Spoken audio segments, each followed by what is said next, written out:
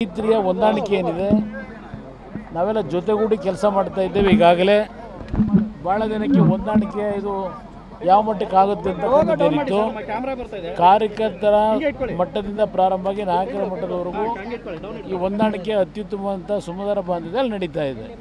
ಇವತ್ತು ರಾಘವೇಂದ್ರ ಅವರ ನಾಮಪತ್ರ ಸಲ್ಲಿಕೆ ಕಾರ್ಯಕ್ರಮಕ್ಕೆ ಏನು ಬಂದಿದ್ದೇವೆ, ಅವರ ಒಂದು ಸಂಪೂರ್ಣ ಯಶಸ್ಸು ದೊರಕಬೇಕು ಅಂತಕ್ಕಂಥ ನಮ್ಮೆಲ್ಲರ ನಿರೀಕ್ಷೆ ಏನಿದೆ, ಜನತೆಯ ನಿರೀಕ್ಷೆಯೂ ಅದೇ ಇದೆ.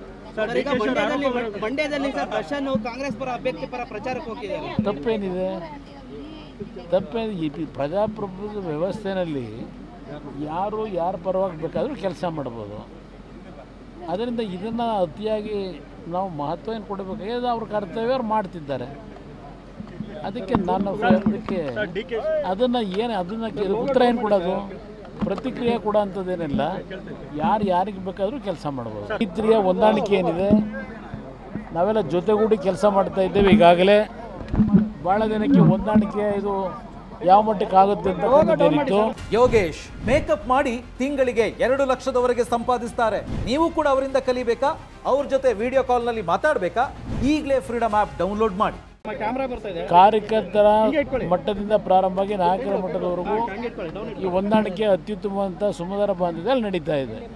ಇವತ್ತು ರಾಘವೇಂದ್ರ ಅವರ ನಾಮಪತ್ರ ಸಲ್ಲಿಕೆ ಕಾರ್ಯಕ್ರಮಕ್ಕೆ ಏನು ಬಂದಿದ್ದೇವೆ, ಅವರ ಒಂದು ಸಂಪೂರ್ಣ ಯಶಸ್ಸು ದೊರಕಬೇಕು ಅಂತಕ್ಕಂಥ ನಮ್ಮೆಲ್ಲರ ನಿರೀಕ್ಷೆ ಏನಿದೆ, ಜನತೆಯ ನಿರೀಕ್ಷೆಯೂ ಅದೇ ಇದೆ.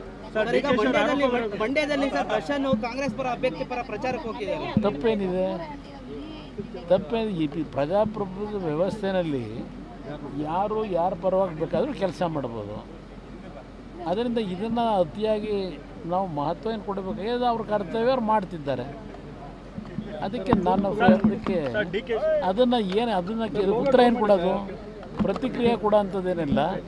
ಯಾರಿಗೆ ಬೇಕಾದರೂ ಕೆಲಸ ಮಾಡ್ಬೋದು. ರೈತರಿಯ ಹೊಂದಾಣಿಕೆ ಏನಿದೆ ನಾವೆಲ್ಲ ಜೊತೆಗೂಡಿ ಕೆಲಸ ಮಾಡ್ತಾ ಇದ್ದೇವೆ. ಈಗಾಗಲೇ ಭಾಳ ದಿನಕ್ಕೆ ಹೊಂದಾಣಿಕೆ ಇದು ಯಾವ ಮಟ್ಟಕ್ಕೆ ಆಗುತ್ತೆ ಅಂತ ಏನಿತ್ತು, ಕಾರ್ಯಕರ್ತರ ಮಟ್ಟದಿಂದ ಪ್ರಾರಂಭ ಆಗಿ ನಾಯಕರ ಮಟ್ಟದವರೆಗೂ ಈ ಹೊಂದಾಣಿಕೆ ಅತ್ಯುತ್ತಮವಂತ ಸುಮಧುರ ಬಾಂಧವ್ಯದಲ್ಲಿ ನಡೀತಾ ಇದೆ.